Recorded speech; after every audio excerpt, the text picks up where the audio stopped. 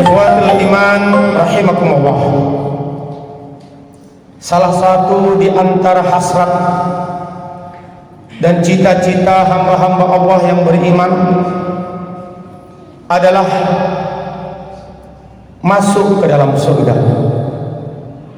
Tidak ada satupun di antara kita yang tidak menginginkan masuk ke dalam surga. Tetapi Allah Subhanahu wa taala pada surah ketiga di dalam Al-Quran, itulah surah Ali Imran ayat 142,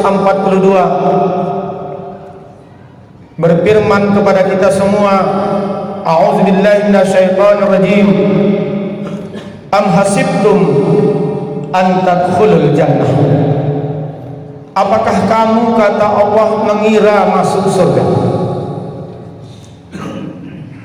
Satu sisi kita kepingin masuk surga, punya hasrat besar masuk surga, punya cita-cita yang tinggi untuk masuk ke dalam surga yang memang disediakan oleh Allah Subhanahu wa taala kepada hamba-hambanya yang menginginkan surga itu. Tetapi keinginan, hasrat dan cita-cita kita ini ditanyakan oleh Allah dengan firman-Nya, am hasibtum an tadkhulul jannah, apakah kamu mengira kamu masuk surga? Walamma ya'lamillahu allazina jahadu minkum, sebelum aku tahu, kata Allah, siapa di antara kalian, di antara kamu yang betul-betul bermujahadah, berjihad, bersungguh-sungguh ingin meraih surga itu. Artinya, siapa di antara kita yang punya amal, punya kerja yang memantaskan diri untuk meraih cita-cita dan hasrat kita ingin masuk surga. Ditutup Allah ayat itu dengan wa ya'lamas sabirin, dan sebelum aku tahu, kata Allah, siapa di antara kamu orang-orang yang sabar. Sidang jemaah yang berbahagia, ternyata sabar adalah merupakan syarat agar bagaimana kita bisa meraih surga. Oleh karena itulah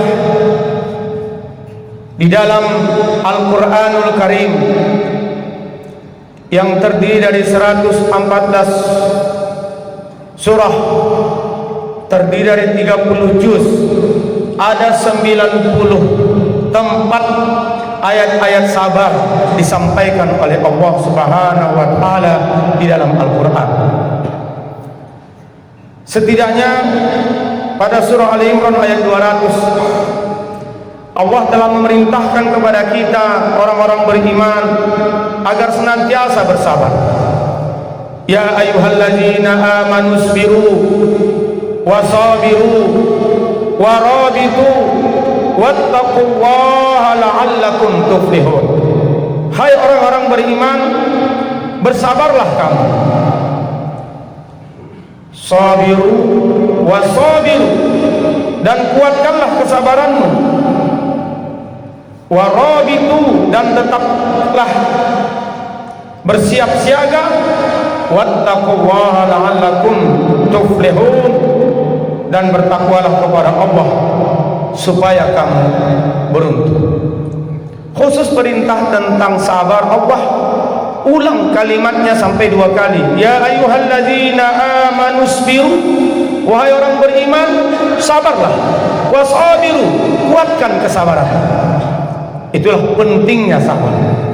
Sehingga Asy-Syaikh, ulama kita yang terkenal, Yusuf Qaradawi, sampai menuliskan kitab khusus tentang sabar yang dia ambil di dalam tema-tema dalam Al-Quran. Begitu juga Asy-Syaikh Imam Al-Ghazali dalam kitab Ihya Ulumuddin-nya sengaja membuat satu bab tentang sabar dan syukur, pentingnya kesabaran. Sampai-sampai Allah pun menginginkan kita orang-orang beriman ini menjadikan sabar sebagai tameng kita. Sabar harus menjadi pelindung kita di dalam hidup dan kehidupan ini. Sabar harus bisa menjadi kekuatan di tengah-tengah kehidupan, menjadi backing, penolong. Terdapat di dalam surah Al-Baqarah ayat 45 yang semua kita mungkin hafal ayat ini. Wasta'inu bis-sabri was-salah. Jadikan penolongmu sabar dan salat. Bahkan salat kalimat yang kedua dalam ayat ini. Allah katakan wasta'inu bis-sabri. Jadikan pelindungmu adalah, penolongmu adalah sabar, wassalah, dan salat. Tapi Allah katakan wa innaha lakabiratun illa 'alal khashi'in. Tetapi yang demikian itu kata Allah amatlah sangat berat kecuali orang-orang yang khusyuk. Ini menunjukkan bahwa amalan karakter, perilaku sabar itu tidak sembarang orang bisa, jemaah yang berbahagia.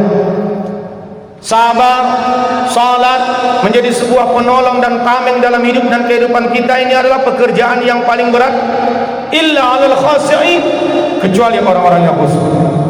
Maka wajarlah Allah memberi kabar dalam surah yang sama, surah Al-Baqarah ayat 53 berfirman, a'udzubillahi minasyaitonir rajim, ya ayyuhalladzina amanu ista'inu bis-sabri was-salah. Wahai orang beriman, jadikanlah penolongmu sabar dan salat. Innallaha ma'as-sabirin, dan Allah bersama dengan orang-orang yang sabar. Jadi salah satu fadilah dari kesabaran adalah apabila kita ingin bersama dengan Allah dan Allah bersama dengan kita, syaratnya kita harus memiliki karakter sabar. Jemaah Jumat yang berbahagia, para ulama setidaknya membagi 3 kesabaran yang harus kita miliki di dalam hidup dan kehidupan ini. Pertama, sabar dalam menerima ujian. Walaupun ujian dan musibah itu juga ada 2 macam. Ada terkadang musibah yang tidak mengenakkan jiwa kita, membuat kita bersedih dan berduka. Tapi ada juga kadang ujian yang diberikan oleh Allah kepada kita adalah ujian yang bisa menyenangkan jiwa kita, membuat kita tertawa, bahkan bisa terlena dan lupa. Nah, pada hakikatnya ujian demi ujian adalah merupakan kontrak dari kehidupan.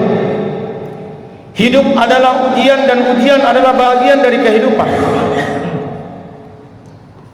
Apatah lagi orang-orang beriman, orang-orang yang menyatakan dirinya beriman kepada Allah, tidak dibiarkan oleh Allah begitu saja mengatakan beriman sebelum mereka mendapatkan ujian. Apakah ujian yang mengenakkan jiwa ataupun ujian yang tidak mengenakkan jiwa kita? Dalam surah Al-Ankabut Allah Subhanahu wa taala berfirman, ahasiban nas ayyutraku ayyaqulu amanna wa hum la yuftanun. Apakah manusia mengira bahwa mereka dibiarkan saja mengatakan beriman kepada Allah sebelum mereka diuji? Jadi semakin tinggi tingkat keimanan dan kesolehan kita, maka semakin tinggi pula tingkat ujian kepada kita. Yang hakikat dan tujuan dari ujian itu Allah berikan adalah meninggikan derajat kita di sisi Allah Subhanahu wa taala.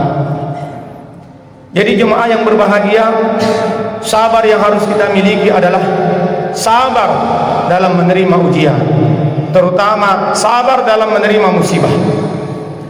Di dalam surah Al-Baqarah ayat 214 Allah pun bertanya kepada kita, am hasibtum an tadkhulul jannah, apakah kamu mengira kamu masuk surga?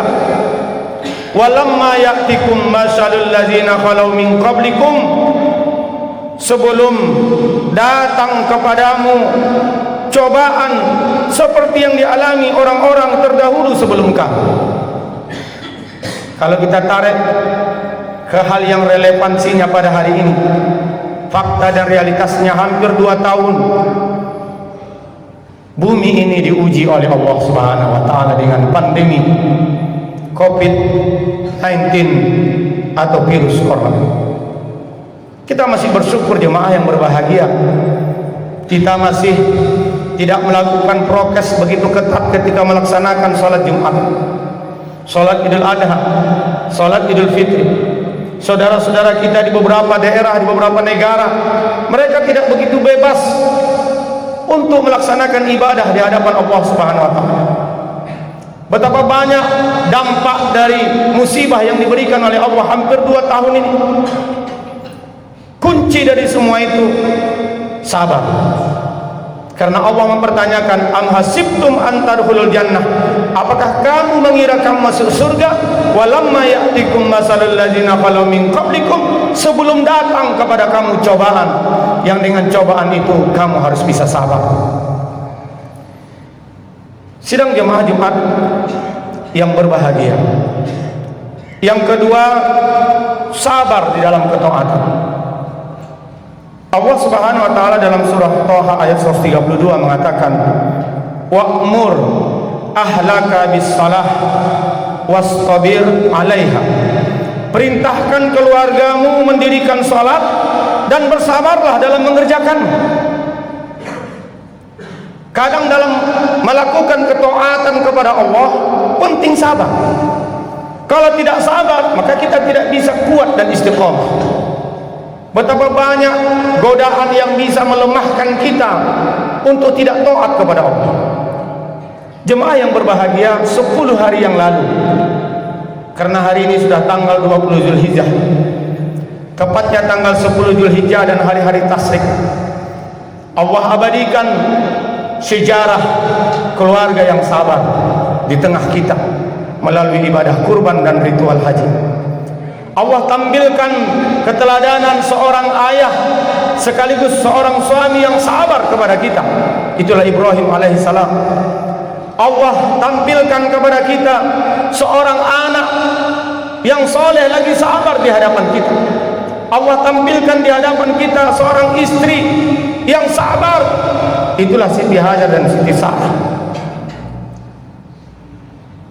Bayangkan jemaah yang berbahagia, Allah abadikan dalam surah As-Saffat ayat 100. Hampir 82 tahun Nabi Ibrahim alaihissalam minta anak kepada Allah, yang Allah menugaskannya sebagai nabi. Rabbi habli minas sholihin, berikan aku anak yang saleh. 82 tahun. Ada ulama tafsir mengatakan 100 tahun. Tapi begitu anak itu lahir, dijawab oleh Allah, fabasyarnahu bi ghulamin halim, maka kami beri dia kabar gembira dengan seorang anak yang sabar. Ketika balik, falamma balagha ma'u sa'ya qala, ketika anak itu sudah balik, bermimpilah Ibrahim alaihissalam. Lalu dia menyampaikan kepada anaknya, ya bunayya, wahai anakku, inni ara fil manam anni azbahuka fanzur madza tara. Ayah bermimpi kau disembelih, dan ayah meyakini mimpi itu adalah petunjuk dari Allah.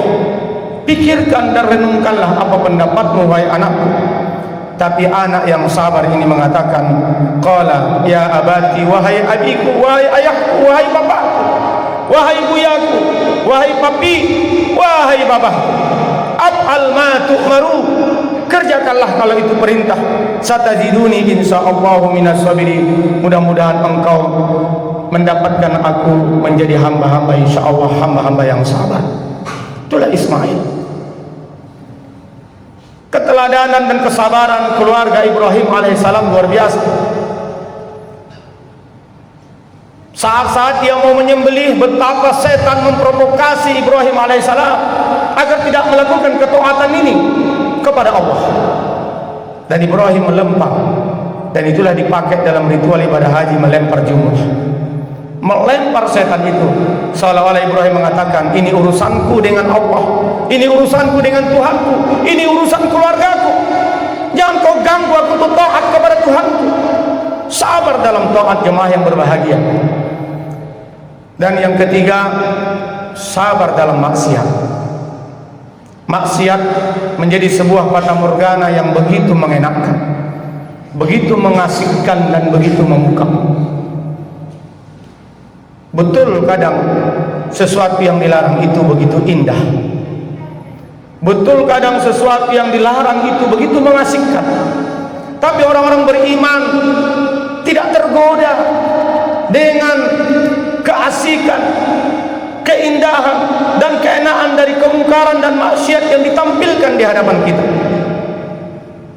Apabila 3 sabar ini kita miliki, sabar dalam menerima ujian atau musibah, sabar di dalam taat, sabar di dalam meninggalkan maksiat, insya Allah inilah amalan unlimited. Sabar adalah amalan tanpa kuota. Sabar adalah amalan tanpa batas. Betapa banyak Allah dan Rasulullah memberikan amalan kepada kita yang sedikit kerjanya, ringan kerjanya, tak sebanding dengan balasannya. 1 hari berpuasa di bulan Dzulhijjah tanggal 9-nya, fadilahnya Allah hapuskan dosa masa lalu 1 tahun, dan Allah hapuskan dosa 1 tahun akan datang. 1 hari, tapi amalan itu masih ada batasnya. 6 hari puasa di bulan Syawal setara, kata Rasulullah, seperti puasa 1 tahun. 6 hari dan boleh tidak berturut, Allah beri ganjaran sama seperti pahala 1 tahun. 1 malam yang hanya 12 jam atau 9 jam atau mungkin 3 jam kita manfaatkan beribadah lillah karena Allah di malam Lailatul Qadar Ramadan, itu lebih baik, kata Allah, dibanding engkau beribadah selama 1000 tahun. Berarti 83 tahun. Tapi masih ada batasnya. Tapi amalan yang tanpa batas, Allah katakan dalam surah Az-Zumar ayat 10, tidak ada lain dan tidak bukan kecuali kesabaran. Innama yuwaffas sabiruna ajrahum bighairi hisab. Dan sesungguhnya hanya orang-orang yang bersabar sajalah, kata Allah, dicukupkan pahalanya tanpa batas. Jadi sabar adalah merupakan amalan unlimited, tanpa batas. Dan mudah-mudahan jemaah yang berbahagia, kita termasuk orang-orang yang dicintai oleh Allah karena kesabaran kita. Wallahu yuhibbus sabirin, surah Ali Imran ayat 146. Dan Allah mencintai orang-orang yang sabar. Dan di dalam surah Al-Baqarah Allah katakan wabasyiris sabirin, beri kabar gembira kepada orang-orang sabar. Mudah-mudahan jemaah kita termasuk orang yang bersama dengan Allah karena kesabaran kita. Kita termasuk orang yang mendapatkan pahala amal tanpa unlimited dan kuota, tanpa batas karena sabar kita. Dan mudah-mudahan kita tergolong kepada hamba-hamba yang Allah beri kabar gembira karena kesabaran kita. Akhirnya Allah abadikan doa di dalam surah Al-Baqarah ayat 250, doa agar bagaimana kita diberikan oleh Allah kesabaran. Rabbana afrigh alaina sabran wa sabbit aqdamana wansurna 'alal qaumil kafirin. Ya Tuhan kami, tuangkanlah kesabaran atas diri kami dan kokohkanlah pendirian kami, dan tolonglah kami terhadap orang-orang kafir.